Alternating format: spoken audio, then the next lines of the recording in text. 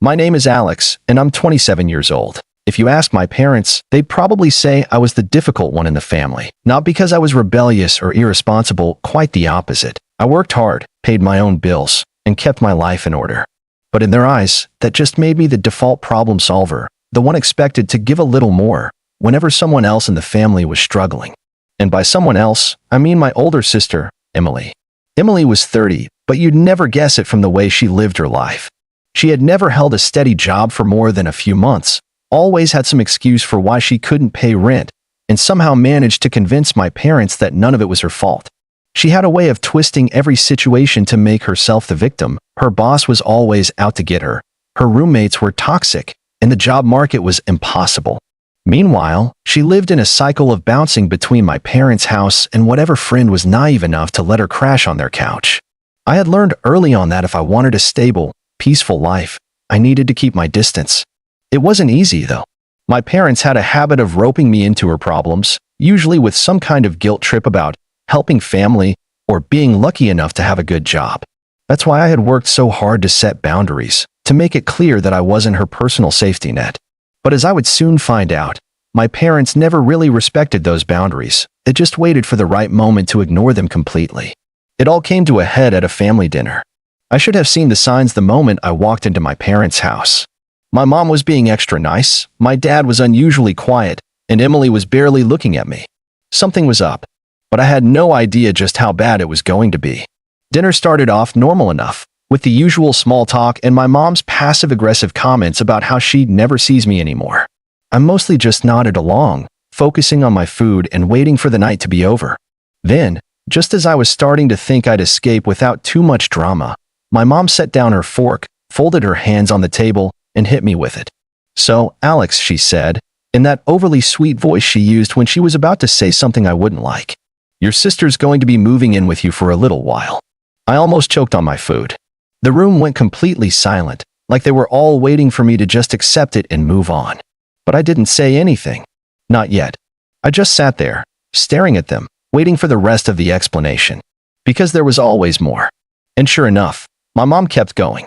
"She's had a really rough time lately, and you have that nice place all to yourself," she continued, as if it was the most logical thing in the world. "It just makes sense. You can help her get back on her feet, and she won't be a burden on us." A burden on them. Because heaven forbid my parents actually tell Emily to take responsibility for her own life. No, that was my job, apparently. But I still didn't say anything. I just sat there, letting them talk, watching the whole situation unfold like a slow-motion car crash. Yeah, my dad chimed in, finally deciding to contribute. "It's not like you can't afford it. And she really just needs a stable place to figure things out." That was when Emily finally decided to speak. "It'll only be for a few months," she said, in a voice that sounded suspiciously rehearsed. "And, I can help out with stuff around the apartment, too." That was a lie, and we all knew it. Emily didn't help out with anything. She barely even cleaned up after herself. But I still didn't react. I just nodded slightly, like I was considering it. Because, in reality, I was waiting. Waiting for them to finish their little speech. Waiting for them to really commit to this idea. Waiting for them to make the biggest mistake of all, assuming that I was actually going to go along with it. I let the silence stretch just long enough to make them uncomfortable. I could feel their eyes on me, waiting for some kind of reaction, anger, frustration, resistance. But I didn't give them any of that. Instead, I exhaled slowly, set my fork down, and nodded. "Okay," I said simply. For a moment, nobody spoke. My mom blinked, like she hadn't expected me to agree so easily. My dad looked relieved, as if he had been bracing for an argument. And Emily, well, Emily just smirked, like she had won some kind of battle she hadn't even fought. "Really?" my mom asked, narrowing her eyes. "You're okay with this?" I shrugged. "Sure. If it helps Emily get back on her feet, I don't see why not." That was all it took.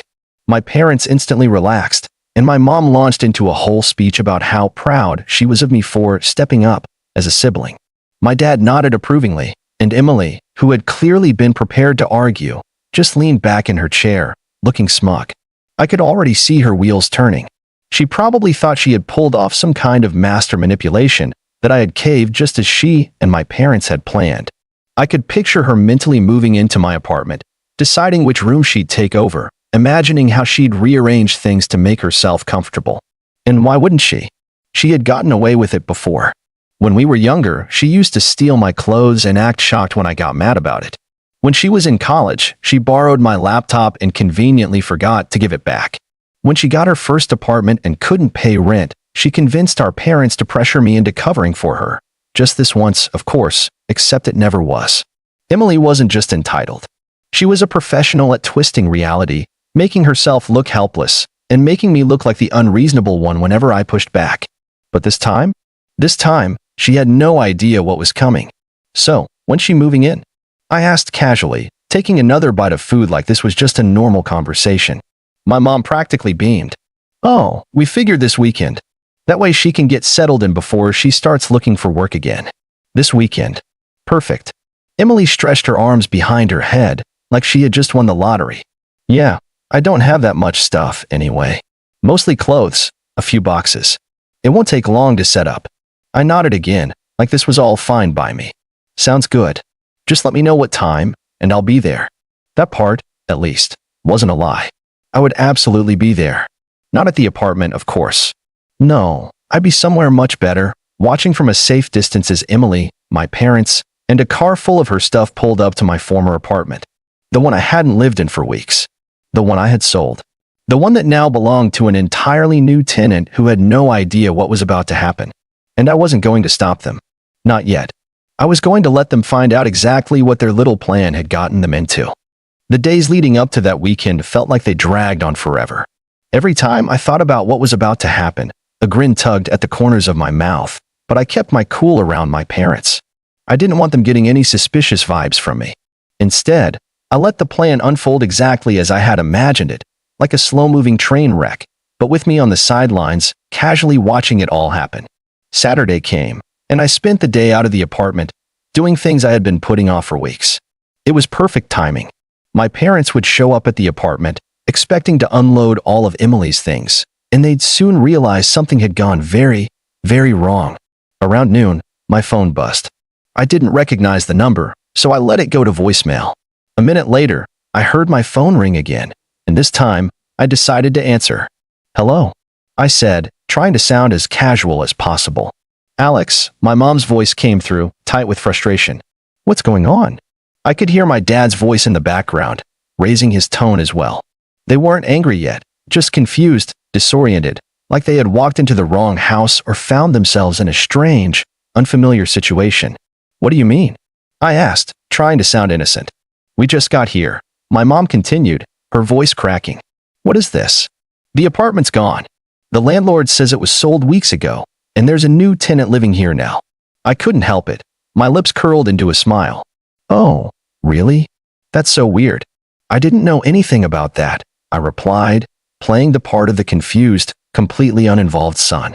But I guess I should have mentioned it sooner, huh? My dad's voice cut in, sharp with frustration. What's going on, Alex?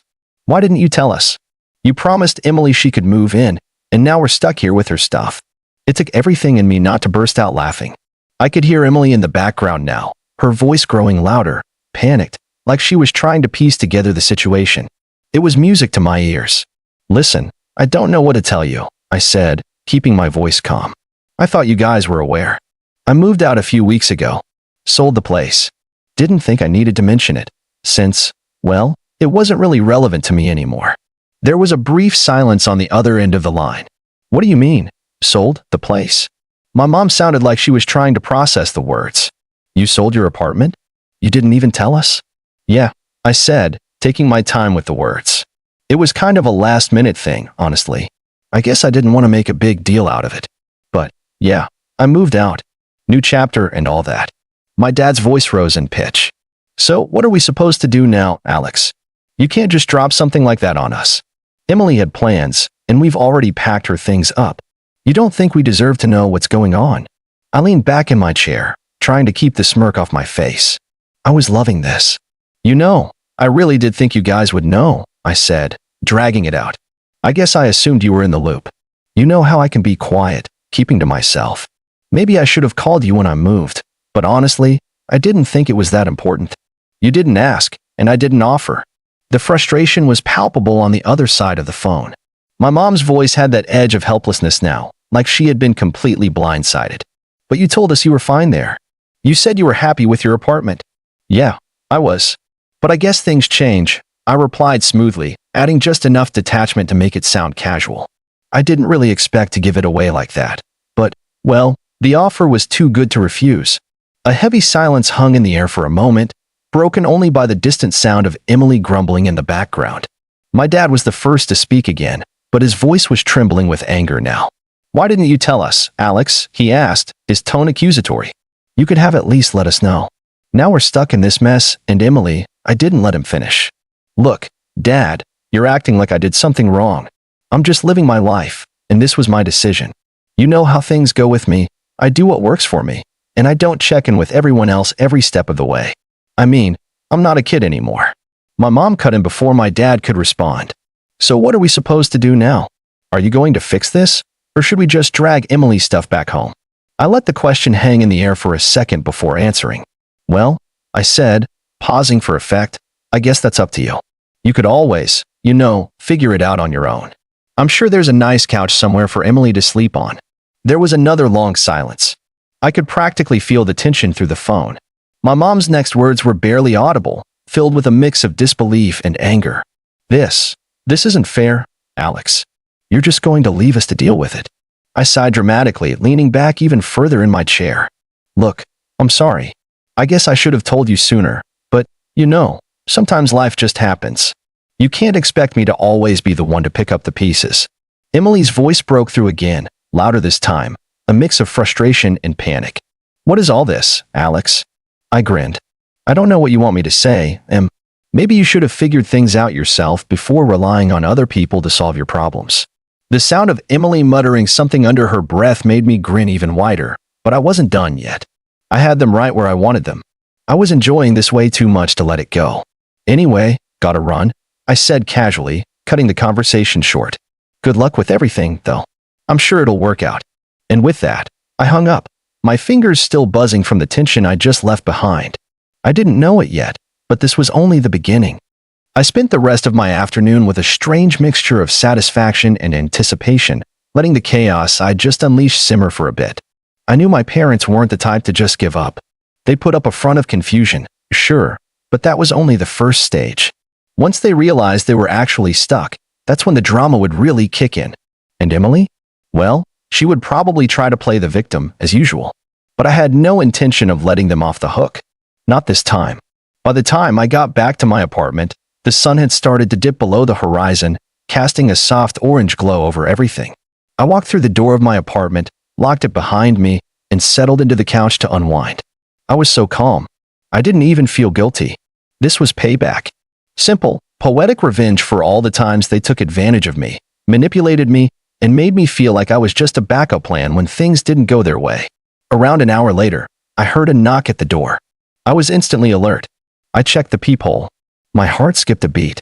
It was them. My parents, Emily, and, wait for it, her stuff. The car was parked out front, the trunk open with boxes and bags piled high, like some scene straight out of a bad sitcom. For a moment, I stood there, staring at them through the peephole, feeling a sick sort of glee. They had actually tracked me down. They had no idea I was living here now, though. That was the best part. They thought they were just showing up to the new place, my old place, but they were about to walk straight into a confrontation. I opened the door slowly, making sure I was calm, collected, and in control. Alex, my mom's voice came first, hesitant, almost pleading. We tried calling, but you didn't pick up. We managed to figure out where you were living now. I raised an eyebrow. Oh, did you? How'd you manage that? Never mind that, my dad cut in, sounding defensive. We need to talk. You need to make this right. You did say Emily could move in here, and now she's got her things. We don't have anywhere else to go. I leaned against the doorframe, casually crossing my arms over my chest. That's the thing, though, isn't it? I never said Emily could move in here. My dad's eyes widened, and I could tell his patience was running thin. Come on, Alex, don't make this harder than it has to be. You can't just leave us hanging like this. We came all this way, and now you're just going to refuse to help your sister out? What kind of brother are you? Emily, standing just behind my parents, was glaring at me. I could almost see her mind trying to work through the situation, piecing it together in real time. This is ridiculous, Alex. You said you'd let me move in, and now you're acting like you don't even know who we are. We've been in your life long enough for you to be decent about this. Is that so? I said, holding back a smile. You really think you're entitled to just walk into my apartment like this is some kind of hotel? I could see the moment they realized they had made a massive mistake. The realization was slow, but it hit them like a ton of bricks. I was living here. This apartment was mine, my real home, and they had shown up with Emily's bags, expecting a free ride. Emily's face flushed bright red with anger. What is this, Alex? You're really going to do this to me? After everything? I stayed quiet for a few beats, watching their expressions shift from confusion to frustration and, finally, to embarrassment. This was the moment they realized they'd been played, and the moment I decided to turn the screws even tighter. Look, I said, taking a step closer to them. I don't know how to put this any more clearly. This is my apartment. I didn't sell it. I didn't give it away. I'm not offering a free place for anyone. Not anymore. I could tell my parents were trying to process what I was saying. My mom looked like she was about to argue, but she stopped herself. The idea that I, Alex, the one who was always pushed around, was now standing in the way was too much for her to take in. You lied to us, Alex, my dad growled. You lied about everything. You knew this would happen, and now you're just leaving us to deal with your sister's problems. I shrugged. I didn't lie. You just didn't ask the right questions. Emily stepped forward now, hands on her hips, glaring at me. You're not even a real brother. I'm family, Alex. You're just going to throw me out like this? What happened to being there for each other? I looked at her blankly. I'm not throwing you out, Em. I'm just not opening the door for you. The tension was thick in the air. It felt like the perfect storm was coming, and I was the calm before the chaos. I could hear Emily's voice rising, a blend of frustration and desperation. My dad was pacing, muttering under his breath. My mom was on the verge of a breakdown, her face flushed with anger. It was almost too easy. Then Emily snapped. Fine, if you won't let me in, we'll just have to make you. My heart skipped a beat as she stepped toward the door. For a brief moment, I thought she might actually try to force her way in. But that was the point when I decided I'd had enough. I took a deep breath, stepped forward, and pulled my phone from my pocket. I didn't say a word. I simply dialed the police. Hello, I said, keeping my voice steady and calm. I need to report trespassing. My parents and Emily stopped dead in their tracks, their faces going pale as they realized what I was doing. I didn't take my eyes off them as I spoke to the operator, calmly explaining the situation. I've asked my family to leave, I said, keeping my voice even, but they're refusing. They're trying to move into my apartment without permission, and I feel unsafe. I glanced at Emily, watching her face twist with anger and disbelief. My mom had gone completely silent, and my dad looked like he was trying to figure out how to save face. This is going to end badly for you, Emily muttered, her voice venomous. I smiled a little, my voice steady. We'll see about that, Em. We'll see. As I ended the call with the operator, I felt the full weight of my decision settle in. The next step was out of my hands. It was time for them to face the consequences. The sound of a siren in the distance was the only warning I got before the police arrived. The family stood frozen, looking over at me with wide, anxious eyes, as if they'd hoped I'd back down at the last second. But I didn't move an inch. I was beyond done. I had put up with their manipulative antics for years, and this was the moment I was finally going to reclaim my space, my peace, and my life.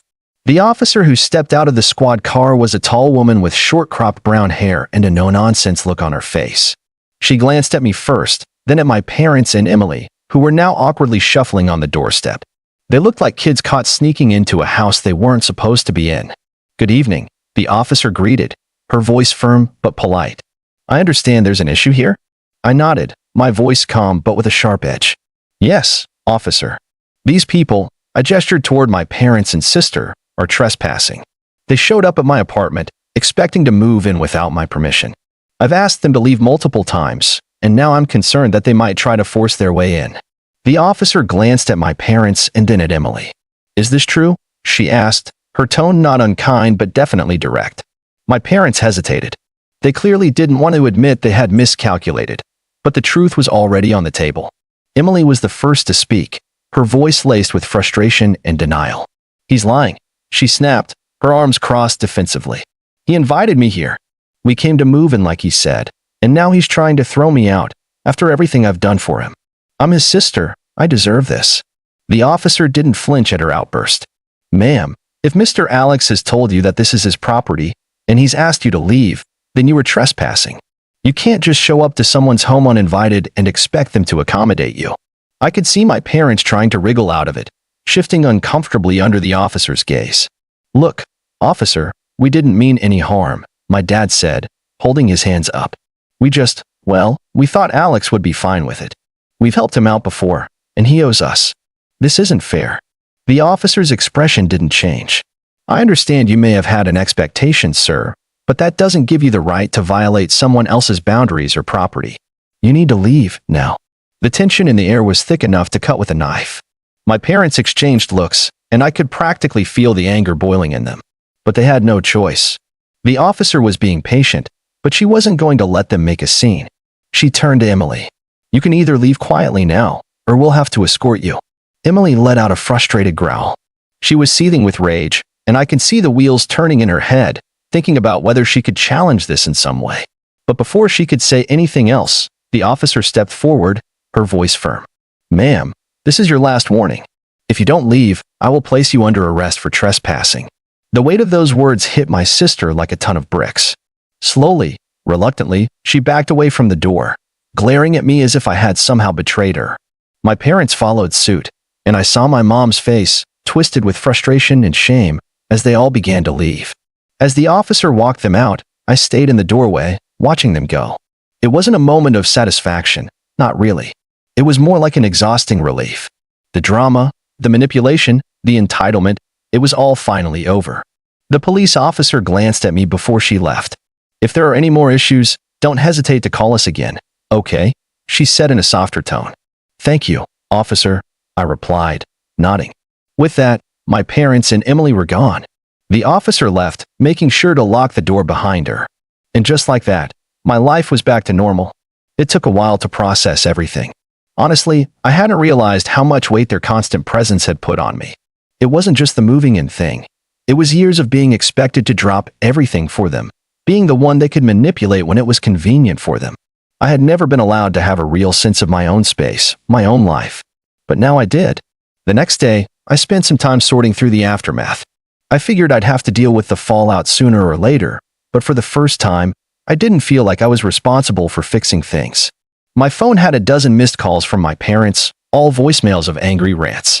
Emily's texts were full of insults and demands, calling me everything from selfish to heartless. But I didn't care. I blocked all their numbers. It's been a couple of weeks since that day, and things have settled down. I've gotten some peace, and I've been able to focus more on my own life, my own career, and my friends. I've been able to breathe without constantly looking over my shoulder, wondering when the next favor would come up or when they'd show up asking for something.